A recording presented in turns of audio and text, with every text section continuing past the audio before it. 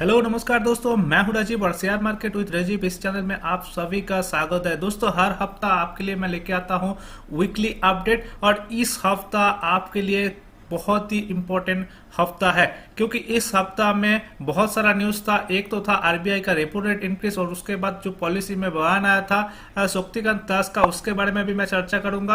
और दूसरी तरफ था इलेक्शन का रिजल्ट और इलेक्शन का रिजल्ट गुजरात और हिमाचल प्रदेश में आ गया है। जैसा जो ट्रेडर लोग इन्वेस्टर कम्युनिटी एक्सपेक्ट कर रहा था उससे थोड़ा कम आया है। हालांकि गुजरात में तो इलेक्शन का रिजल्ट काफी अच्छा था, लेकिन हिमाचल में वो एक्सपेक्ट नहीं कर रहा था। मैं बोल रहा हूँ ये इन्वेस्टर और ट्रेडर का बात कर रहा हूँ। इन्वेस्टर और ट्रेडर चाहता था वहां पे भी बीजेपी का गवर्नमेंट आए, लेकिन नहीं आया। ठीक है, लेकिन गुजरात का जो रिजल्ट आया है वो काफी अच्छा शानदार रिजल्ट आया है। ये इन्वेस्टर को अच्छा लगा। दूसरा तरफ आरबीआई का रेपो रेट जो इंक्रीज था वो 35 पॉइंट बेसिस में रेपो रेट इंक्रीज किया, जो एक्चुअली एक्सपेक्टेड था करेगा कि 35 बेसिस पॉइंट पे। वो तो ठीक था, वो ट्रेडर कम्युनिटी को, इन्वेस्टर कम्युनिटी को अच्छा लगा, लेकिन वो जो कमेंट्री कर गया ना, वो कमेंट्री में बहुत निराशा किया है ट्रेडर और इन्वेस्टर को, और इसकी वजह से ही मार्केट का बड़ा एक करेक्शन का टाइमिंग और करेक्शन का मैं बोलूं कि माहौल क्रिएट हो सकता है। तो उसके बारे में भी, वो जो चार्ट पे भी मेरे को दिख रहा है, तो उसके बारे में भी चर्चा होगा। तो वीडियो लंबा हो सकता है, लेकिन वीडियो को बिना स्किप करके अंत तक देखना। तो चलो फटाफट बिना टाइम वेस्ट करके डिस्कस करता हूं कि न्यूज जो आरबीआई रेपो रेट से आया है वो क्या आया है। क्या किया आरबीआई ने, रेट तो बढ़ा है, ये तो एक्सपेक्टेड, लेकिन आरबीआई ने जो धमाका किया है वो है फिनेंशियल ईयर 23 का जीडीपी ग्रोथ फोरकास्ट ने उन्हें काट किया टू 6.8% फ्रॉम 7%। और उसने क्या किया, इन्फ्लेशन को ज्यादा और तवज्जो दिया है। हालांकि वो जो काम कर रहा है, मैं ये मानता हूं उससे इन्फ्लेशन का कोई लेना देना नहीं है। देखो, हमारा जो कंट्री है इंडिया में इन्फ्लेशन, फूड इन्फ्लेशन और फ्यूल इन्फ्लेशन है। ये कॉमन आदमी को भी पता है कि यहाँ पे अगर ऑयल का प्राइस, क्रूड ऑयल का प्राइस अगर बढ़ता है तो इन्फ्लेशन हमारा बढ़ ही जाता है, उसमें कोई कंट्रोल नहीं रहता है गवर्नमेंट का, क्योंकि हम ज्यादातर जो इंपोर्ट है, इंपोर्ट बिल सबसे ज्यादा में हमको क्रूड ऑयल में आता है। और दूसरा जो चीज है वो है फूड अगर हमारा मानसून सीजन अच्छा रहेगा तो फूड का रेट ठीक ठाक रहता है, तो हमारा इन्फ्लेशन ठीक ठाक हिसाब में चलता है। अभी देखो, जो आरबीआई का जो एक स्टैंडर्ड रेट था वो था 4%, 4 +-2, तो मतलब 6% का रेंज में आरबीआई ऑलवेज प्रेडिक्ट कर रहा था कि इन्फ्लेशन लेके आने के लिए। लेकिन ये इन्फ्लेशन तो उसके हाथ में है नहीं, है तो क्रूड ऑयल के हाथ में। अभी देखो क्रूड ऑयल का क्या हुआ है। क्रूड ऑयल का अगर मैं प्राइस डॉलर का नीचे क्रूड ऑयल आया है 72-71 डॉलर में अभी ट्रेड कर रहा है, तो क्रूड ऑयल ठीक ठाक है। लेकिन आरबीआई ने उसका जो इन्फ्लेशन डेटा है उसमें भी अभी भी $100 में रखा है क्रूड ऑयल को। मेरे को नहीं समझ में आ रहा है क्यों उसने $100 में रखा है।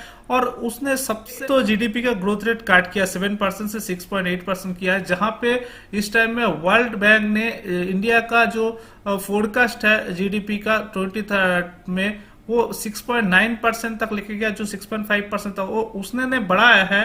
और हमारा जो खुद का आरबीआई है वो काट किया है, और काट किया है वो तो सही है, लेकिन उसमें जो काट करने का साथ साथ जो इन्फ्लेशन रेट का डाटा उसने दिया है, प्रोजेक्शन दिया है, ये देखो।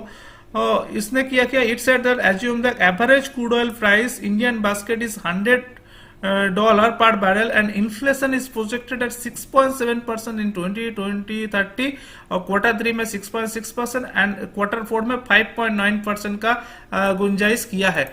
तो मतलब वो Q4 में जाके वो 6% का नीचे लेके आने का इन्फ्लेशन का बात कर रहा है, और क्रूड ऑयल को गिनाया है $100 का ऊपर बास्केट में, जहां की हमको क्रूड ऑयल तो सस्ते में मिल रहा है रशिया से। अगर सस्ते में रशिया से क्रूड ऑयल मिल रहा है, ग्लोबल मार्केट में अगर क्रूड ऑयल का प्राइस कम है, तो क्यों हमको ज्यादा इतना इन्फ्लेशन का ऊपर फोकस करना चाहिए। ठीक है, अगर इन्फ्लेशन 6% का ऊपर क्वार्टर में 2 क्वार्टर अगर ज्यादा भी रहेगा तो क्या फर्क पड़ता है। उसके चलते अपने जो काम किया है, अपने जो रेट बढ़ाया है, और दूसरे बार भी अब बोल रहा हूं कि हमने रेट बढ़ाएगा, उससे क्या हो जाएगा पता है, उससे ये होगा कि इंडिया में डिमांड घट जाएगा, और डिमांड घट जाएगा तो इंडिया का जीडीपी का हालत जो एक्सपेक्ट कर रहा है हम वहां से नीचे आएगा। तो जो मार्केट को, जो बड़ा इन्वेस्टर को बिल्कुल अच्छा नहीं लगा। और ये अच्छा नहीं लगने का कारण मैं दिखाऊंगा चार्ट अभी क्या बोल रहा है। और डॉलर इंडेक्स देखो, डॉलर इंडेक्स भी ठीक ठाक है, सुस्ते हाल है, डॉलर इंडेक्स में कोई प्रॉब्लम नहीं है। 105 104 का नीचे डॉलर इंडेक्स ट्रेड कर रहा है, तो ये कोई भी मतलब खराब चीज नहीं है। और मेरे को ये भी लग रहा है कि यूएस से भी इन्फ्लेशन जो डेटा है वो कम आएगा, और यूएस का भी रेट हाइक करेगा लेकिन कम रेट हाइक करेगा, ठीक है। लेकिन वो कमेंट्री क्या देता है पावल साहब, वो बहुत बड़ा इंपॉर्टेंट है। वो पावल साहब का कमेंट्री सुनना है, 15 तारीख को वो आएगा। उसका चार्ट पे देखो, अभी भी डाउजोस पे जो मेजर रेजिस्टेंस है 35,000, उसके तो ऊपर गया नहीं है।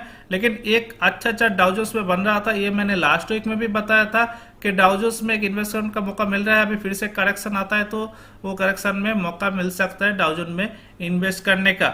लेकिन नेस्टेक बिल्कुल खराब है, नेस्टेक का चार्ट आज नहीं दिखूंगा क्योंकि आज बहुत सारा दूसरे कंट्री का भी चार्ट मेरे को दिखना है, उसके बारे में मैं चर्चा करूंगा।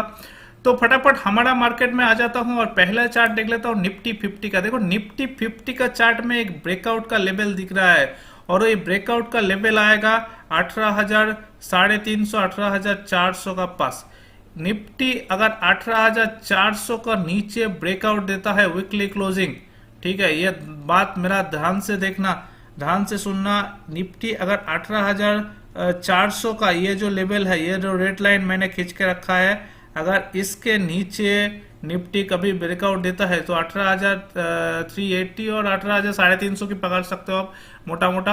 तो 350 का नीचे अगर निफ्टी का क्लोजिंग आता है तो ये शॉर्ट टर्म के लिए एक खराब संकेत है मार्केट के लिए। और तो निफ्टी 17,900 17,800 का लेवल फिर से आने के लिए तैयार होगा, और उससे नीचे जाएगा तो 17,000 का लेवल भी आ सकता है, मतलब 1,000 पॉइंट का लिए तैयार हो रहा है। ये मैं जो बोल रहा हूँ ये शॉर्ट टर्म के लिए, ये ध्यान से रखना याद, ठीक है। मैं ऐसा नहीं बोल रहा हूँ कि आपको सारे पोर्टफोलियो बेच के खाली कर दो फिर अभी वेट करो लेने के लिए, ऐसा नहीं है।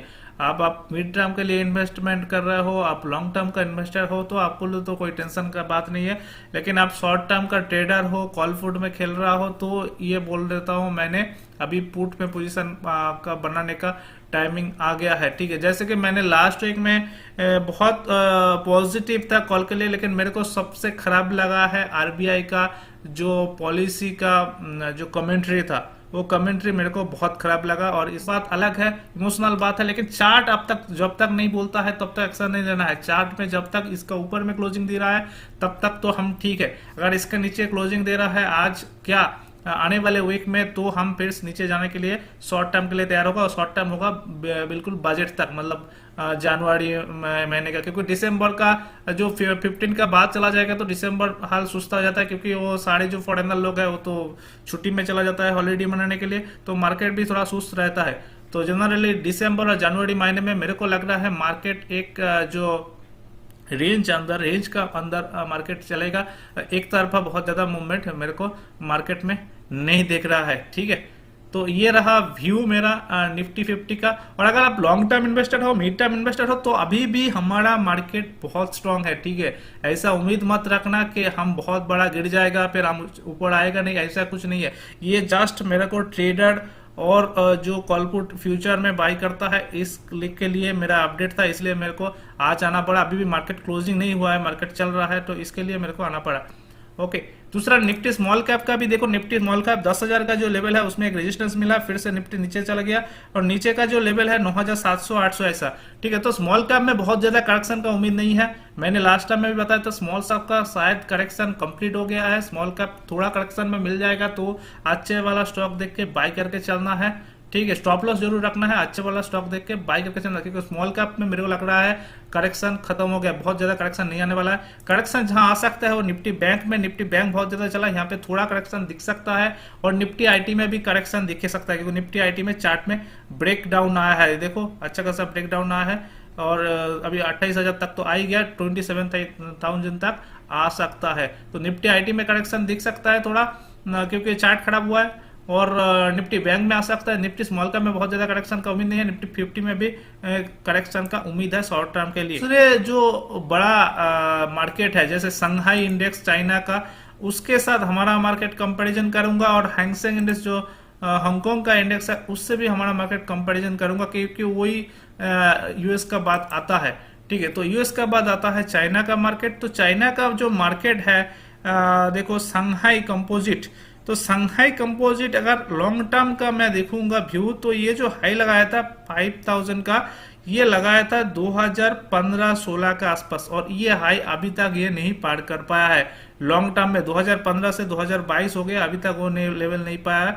और अगर मैं मोटा मोटी 2018 का भी हाई बात करूँ, तो वो था 3596 और 3700, 3700। तो 3700 जो लेवल है, ये लेवल भी अभी तक आ नहीं पाया है। ठीक है, उसका नीचे ही ट्रेड कर रहा है, बहुत नीचे ट्रेड कर रहा है।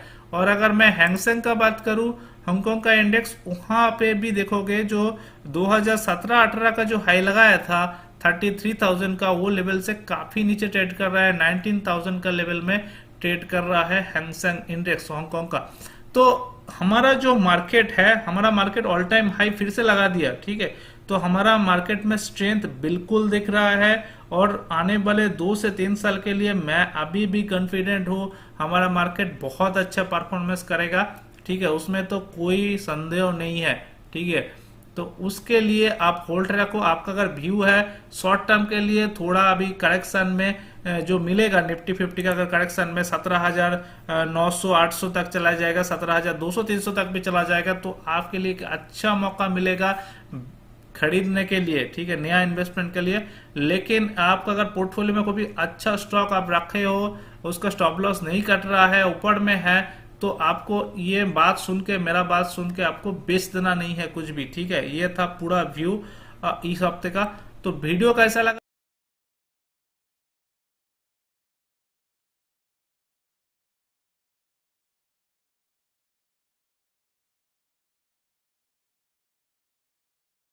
ये बताना। वीडियो अच्छा लगा तो वीडियो को